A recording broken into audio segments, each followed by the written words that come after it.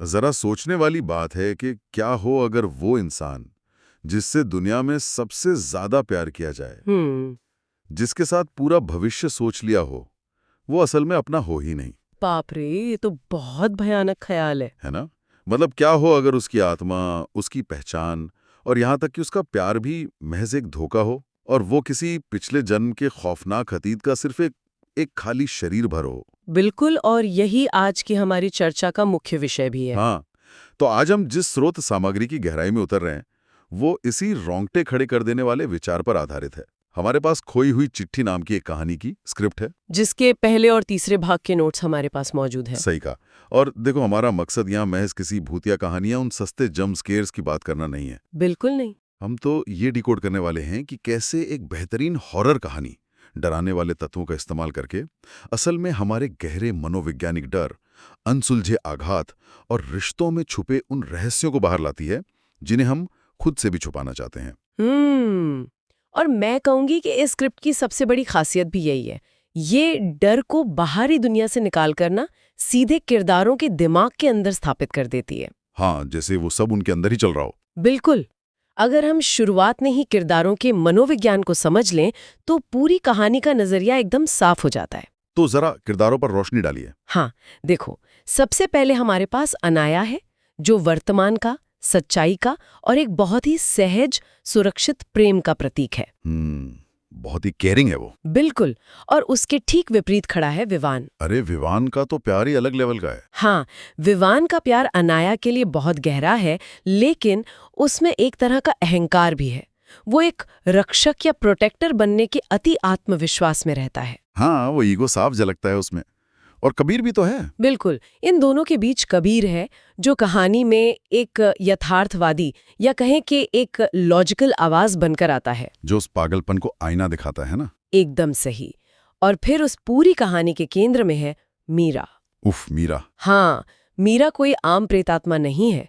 वो सदियों पुराने, कभी न खत्म होने वाले शोक और अधूरेपन का एक जीता जागता खौफनाक स्वरूप है। इन किरदारों को देखकर ना मेरे दिमाग में एक बहुत ही अजीब सी बात आ रही है। क्या? मतलब ये कहानी मुझे किसी पुरानी, बहुत ही खूबसूरत सी दिखने वाली पेंटिंग की याद दिलाती है। पजल बॉक्स जैसी। हाँ, एग्जैक्टली। मतलब शुरुआत में उसके रंग बहुत आकर्षक लगते हैं, एक खूबसूरत प्रेम कहानी दिखती है, लेकिन जैसे जैसे समय बीतता है ना, ऊपर का रंग उखड़ने लगता है। और फिर असलियत बाहर आती है। बिल्कुल। आपको एहसास होता है कि उस खूबसूरत तस्वीर के ठीक नीचे किसी ने एक बेहद खौफनाक और डरावना चेहरा बनाया हुआ था, जो अब धीरे धीरे बाहर आ रहा है। ये एनोलॉजी बहुत सटीक है। तो मैं ये सोच रहा था कि क्या हम ये कह सकते हैं कि जो सबसे असरदार हॉरर कहानियां होती हैं, वे असल में हॉरर होती ही नहीं है? मतलब आप कह रहे हैं कि वो सिर्फ इंसानी त्रासदियों की कहानियां हैं? हाँ, यही। क्या वो बस टूटे हुए रिश्तों की कहानियां हैं जिन्हें बस भूतों का कपड़ा पहना दिया गया है? मैं आपकी इस बात से पूरी तरह सहमत हूँ, क्योंकि हॉरर ना अपने आप में कोई स्वतंत्र भावना नहीं है। वो हमेशा किसी न किसी मानवीय पीड़ा से ही पैदा होता है। दर्द से निकलता है डर। बिल्कुल। खोई हुई चिट्ठी के इस ड्राफ्ट में जितने भी सुपरनैचुरल तत्व हैं, वे सिर्फ दर्शकों को डराने के लिए नहीं डाले गए हैं। तो फिर उनका मकसद क्या है? वे इंसान के अंदर दबे हुए अपराध बोध, अकेलेपन और उस अनसुलझे मलबे का भौतिक रूप है। अनसुलझा मलबा? क्या बात है। हाँ, देखो, जब कोई इंसान अपने अतीत के घावों का इलाज नहीं करता ना, तो वे घाव समय के साथ सड़कर एक ऐसा रूप ले लेते हैं जो उसके वर्तमान को ही निगलने लगता है। बिल्कुल सही कहा। इस कहानी में भूत प्रेत की उपस्थिति असल में उसी अनसुलझे दर्द का एक रूपक है। तो चलिए इस अनसुलझे दर्द के उभरने की प्रक्रिया को स्क्रिप्ट की शुरुआत से ट्रैक करते हैं। हाँ, शुरुआत का वो सीन। मतलब स्क्रिप्ट की पहली ही सेटिंग बहुत कुछ कह देती है। रात का गहरा अंधेरा, लगातार हो रही तेज बारिश, एक सुनसान सड़क और उस पर जाती हुई एक अकेली बाइक। एकदम क्लासिक हॉरर सेटअप है ना? हाँ। लेखक ने जानबूझ पर ऐसा माहौल बुना है जो किरदारों को पूरी दुनिया से काट देता है। अनाया को ठंड लग रही है, वो घबराई हुई है और वो विवान से एक बहुत ही असुरक्षा से भरा सवाल पूछती है कि अगर वो एक दिन उससे दूर हो गई तो क्या होगा। बिल्कुल।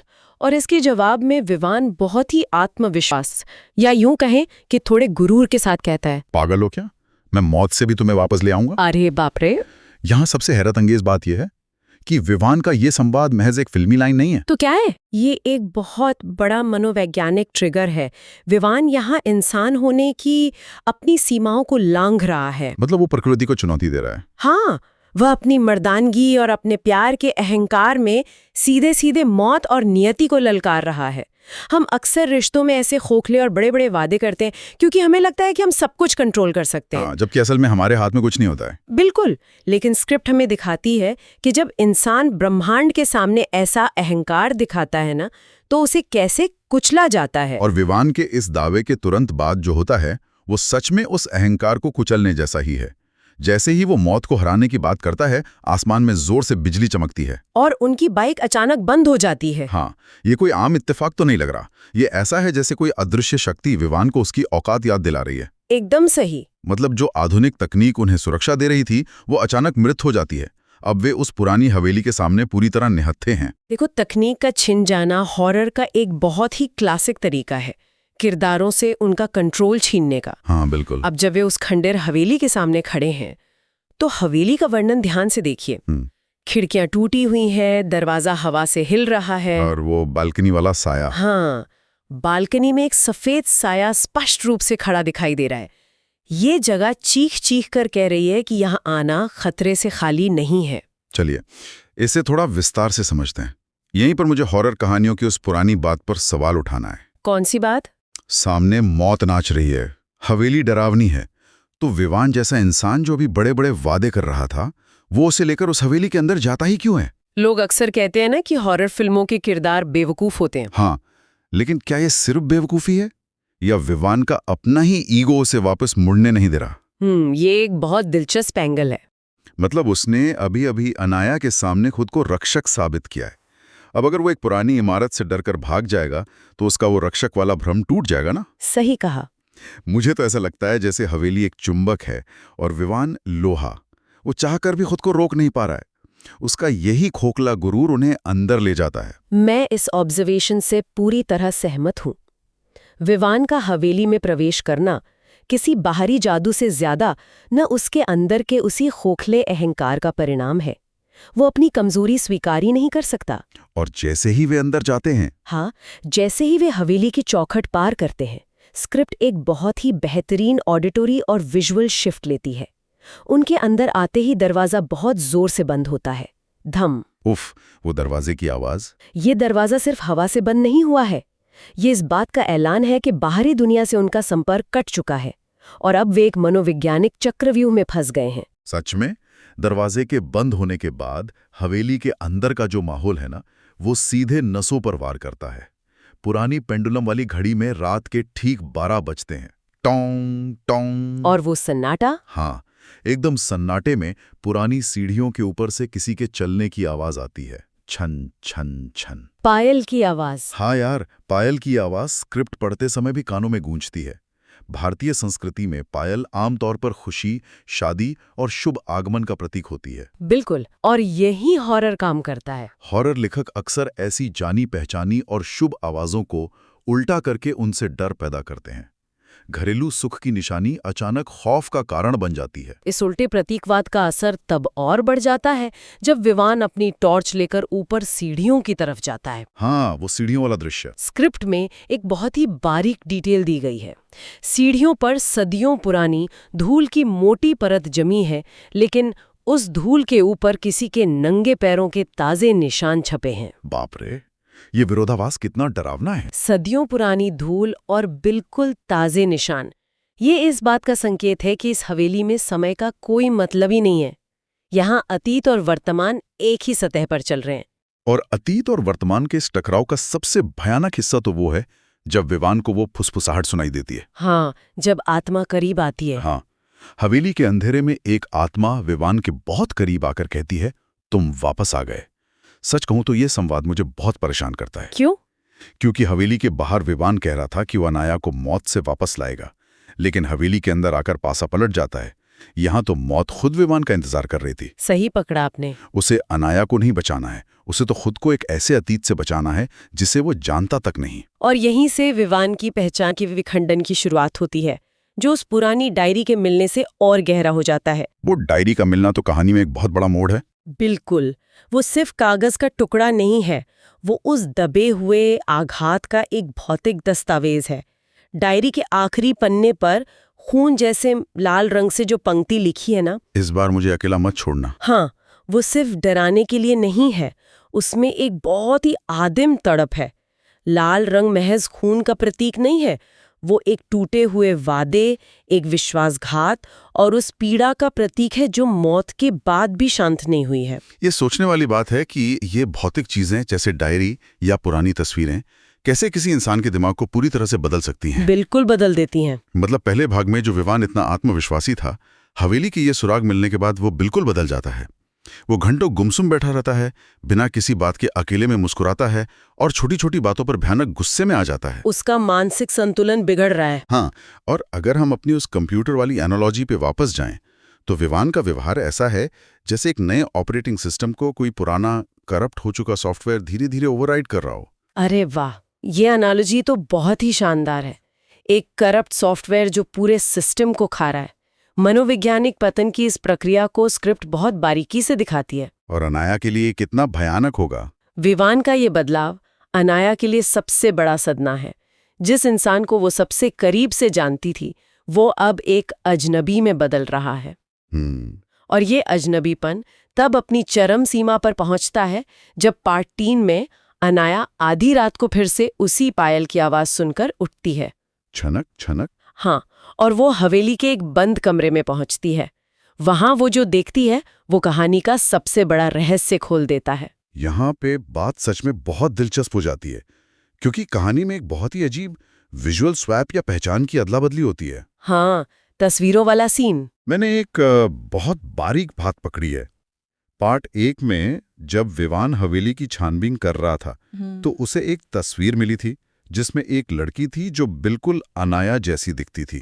बिल्कुल। लेकिन पार्ट 3 में जब अनाया अंदर जाती है तो वो विवान को पुरानी तस्वीरों के बीच खड़ा पाती है, और उन तस्वीरों में मीरा के साथ जो लड़का खड़ा है वो बिल्कुल विवान जैसा दिखता है। पहचान का एक पूरा जाल है ये। तो ये क्या संकेत दे रहा है?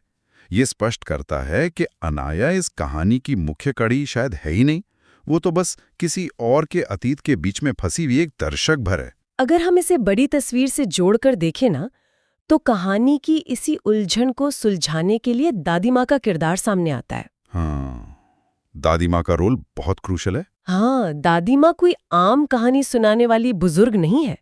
वे एक तरह से उस जगह की सामूहिक स्मृति का प्रतीक है। वे उन यादों को जिंदा रखे हुए हैं जिन्हें बाकी दुनिया भूल चुकी है। और वही तो असली राज खोलती हैं। बिल्कुल। वे अनाया को बताती हैं कि विवान असल में विवान नहीं है, वो पिछले जन्म में वीर था, और वीर का रिश्ता मीरा से था। दादी माँ बताती हैं कि वीर और मीरा की शादी होने वाली थी, लेकिन शादी वाले दिन ही वीर की किसी हादसे में मौत हो गई, और मीरा इस दर्द को बर्दाश्त नहीं कर पाई। हाँ, उसने उसी हवेली में अपनी जान दे दी। यहाँ कहानी का जो मनोवैज्ञानिक पहलू है वो बहुत भारी है। मीरा की मौत कोई साधारण आत्महत्या नहीं थी। मैं कहूंगी कि इस बिंदु को गहराई से समझना बहुत जरूरी है। मीरा की पीड़ा अपनी जान जाने का डर नहीं थी। तो क्या थी? उसकी पीड़ा ये थी कि उसे इंतजार करने के लिए छोड़ दिया गया। जब दो लोग एक साथ भविष्य के सपने देखते हैं और एक अचानक चला जाता है, तो जो पीछे रह जाता है ना, उसके लिए वो मौत एक प्राकृतिक हादसे से ज्यादा एक विश्वासघात जैसी लगती है। बाप रे, ये तो बहुत ही गहरा दर्द है। वीर की मौत भले ही अनजाने में हुई हो, लेकिन मीरा की आत्मा के लिए वो एक धोखा था। मृत्यु ने उन्हें शरीर के स्तर पर अलग कर दिया, लेकिन मीरा के अनसुलझे दर्द ने उस अलगाव को कभी स्वीकार ही नहीं किया। और यही दर्द सदियों तक उस हवेली में कैद रहकर एक भयानक रूप ले लेता है। बिल्कुल। जब हम कहानी के उस क्लाइमैक्स पर आते हैं जहां अनाया, विवान और मीरा का आमना सामना होता है, तो पूरा माहौल उसी दर्द से कांप उठता है। कमरे की लाइट्स अचानक बंद हो जाती हैं, एक अजीब सी ठंडी हवा चलने लगती है, और अंधेरे को चीरते हुए मीरा बाहर आती है। तो इस सब का आखिर मतलब क्या है? यहां मेरा नजरिया ना आम हॉरर कहानियों से थोड़ा अलग है। कैसे? जब मीरा की आत्मा बोलती है, मैंने उसे कभी धोखा नहीं दिया, फिर उसने मुझे अकेला क्यों छोड़ दिया, तो सच कहूं मुझे वो कोई विलन या खलनायिका नहीं लगती। मैं समझ रही हूँ आप क्या कह रहे हैं। मुझे उससे डर से ज्यादा उस पर दया आती है। वो एक ऐसी पीड़ित है जो अपने ही टूटे हुए दिल के दर्द में सदियों से तड़प रही है। आप सही दिशा में सोच रहे हैं, लेकिन इससे एक बहुत महत्वपूर्ण सवाल खड़ा होता है। हमें यहाँ शोक और प्रतिशोध के बीच के उस खतरनाक बदलाव को देखना होगा। बदलाव? कैसा बदलाव? स्क्रिप्ट में एक बहुत ही महत्वपूर्ण विजुअल डिटेल है। मीरा की आंखों से काले आंसू बह रहे हैं। हाँ, काले आंसू। ये सिर्फ डराने के लिए डाला गया इफेक्ट नहीं है। ये काले आंसू इस बात का प्रतीक है कि कैसे उसका शुद्ध और पवित्र शोक सदियों के अकेलेपन में सड़कर अब भ्रष्ट हो चुका है। ओहो, सड़कर भ्रष्ट हो चुका प्यार। बिल्कुल। जो प्यार कभी बहुत मासूम था, वो अब एक भयानक और हिंसक अधिकार में बदल गया है। ये बहुत ही सटीक व्याख्या है। प्यार जब अधिकार बन जाता है तो वो सबसे बड़ी कैद बन जाता है। हम देखते हैं कि विवान अब पूरी तरह सम्मोहन में है। हाँ, वो अपनी सुध बुध खो चुका है। वो अनाया के सामने खड़ा होकर कहता है कि उसे लग रहा है जैसे वो मीरा को सालों से जानता है। उसकी अपनी इच्छा शक्ति, उसका वर्तमान, सब कुछ उस पुरानी आत्मा के सामने सरेंडर कर चुका है। और कमरा हिलने लगता है। हाँ, कमरा जोर जोर से हिलने लगता है, शीशे टूट जाते हैं और दीवारों पर खून से रिश्ते हुए शब्द उभरते हैं, वो सिर्फ मेरा है। ये वो सिर्फ मेरा है वाला दावा इस कहानी के असली युद्ध को दर्शाता है। ये कोई भूत और इंसान की लड़ाई नहीं है। तो ये क्या है? ये एक मृत जहरीले अधिकार और एक जीवित निस्वार्थ प्रेम की लड़ाई है। मीरा का प्यार सदियों पुराना है, लेकिन वो मृत है और केवल कब्जा करना जानता है। और दूसरी तरफ अनाया है। बिल्कुल, वो डरी हुई है। उसके सामने एक ऐसी ताकत खड़ी है जिसे वो समझ नहीं सकती। मीरा उसे खौफनाक धमकी देती है, अगर तुमने उसे मुझसे छीना तो मैं तुम्हें कभी जिंदा नहीं छोड़ूंगी। और इसके बावजूद अनाया जो करती है वो इस पूरी कहानी में इंसानियत और सच्चे प्रेम की सबसे बड़ी मिसाल है। हाँ, वो विवान का हाथ नहीं छोड़ती। सोचिए, उस खौफनाक बवंडर के बीच जहां शीशे टूट रहे हैं और एक आत्मा उन्हें जान से मारने की धमकी दे रही है, अनाया का विवान का हाथ कसकर पकड़े रहना ये दिखाता है कि वर्तमान का सच्चा प्यार अतीत के किसी भी प्रेत से लड़ने की हिम्मत रखता है। अनाया का ये कदम ये साबित करता है कि हॉरर कहानियों में हमेशा बुराई की जीत नहीं होती। इंसान की जुझारू प्रवृत्ति और प्रेम की ताकत अक्सर उन अंधेरी शक्तियों के सामने एक दीवार बनकर खड़ी हो जाती है। एकदम सही कहा। ये दृश्य हमें सोचने पर मजबूर करता है कि हम अपनी जिंदगी में किन चीजों को कस के पकड़े रहते हैं। क्या हम अपने पुराने दर्द को मीरा की तरह गले लगाकर बैठे हैं, या अनाया की तरह वर्तमान में अपने रिश्तों को बचाने की हिम्मत कर रहे हैं? बहुत ही गहरी बात कही आपने। अगर हम इस पूरे विश्लेषण को एक जगह समेटें तो खोई हुई चिट्ठी महज खौफनाक हवेली या चीखने वाले भूतों की कहानी से बहुत आगे निकल जाती है। बिल्कुल निकल जाती है। असल में ये कहानी है उन परछाइयों की जिन्हें हम बिना जाने अपने साथ ढोते रहते हैं। ये कहानी इस बात की याद दिलाती है कि समय के बीतने से घाव भरते नहीं है, बल्कि वे छुप जाते हैं। और जब वे घाव दोबारा खुलते हैं तो वे हमारे वर्तमान को, हमारे सबसे खूबसूरत रिश्तों को निगलने की ताकत रखते हैं। और ये हमें वापस उसी मनोवैज्ञानिक सवाल पर लाके खड़ा कर देता है जहां से हमने शुरुआत की थी। इस स्क्रिप्ट ने अलौकिक तत्वों के माध्यम से हमें इंसानी दिमाग की उस भूल भुलैया में धकेल दिया है जहां से बाहर आने का रास्ता सच में बहुत मुश्किल है। बिल्कुल।